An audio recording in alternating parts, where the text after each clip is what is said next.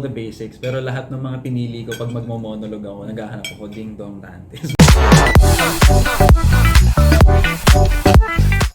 Isa pa palang way kung bakit ako napapasok dito. Nung last sem ko sa college, I was able to take a course, a subject na acting for the camera. Pero labo-labo siya. There's commercial acting, there's TV, there's film na ano. It's just all the basics. Pero lahat ng mga pinili ko pag magmo-monologue ako, naghahanap ako Ding Dong Dantes. Monologue.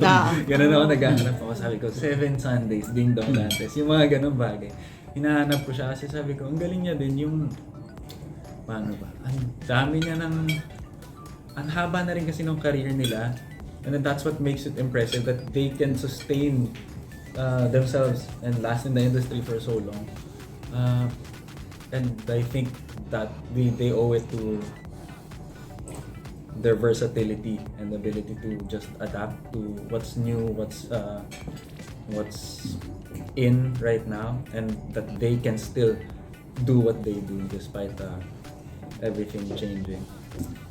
Recently, lalo na nakikita ko lagi si Barbie Forteza din. Sobrang natural, sobrang ang natural niya talaga nung nakikita ko. Parang sobrang, and all the stories I hear na parang napakabait talagang tao, sobrang genuine. Ayun, nakakatawa. And isa pa, si Catherine Bernardo naman. Ayan, meron na. At least. Sinasadya mo ba yun? Hindi ko nga po alam kung ano sila, sorry. Si Catherine naman kasi nakita ko like dati pa na napapanood ko yung mga films niya through the years, and there's lots of growth na all around amazing in the things that they do. Pero even in just if I just look at the way they are as actors, yung growth niya through the years na nakikita ko kasi kasabay ko sigurong tumatanda in a sense.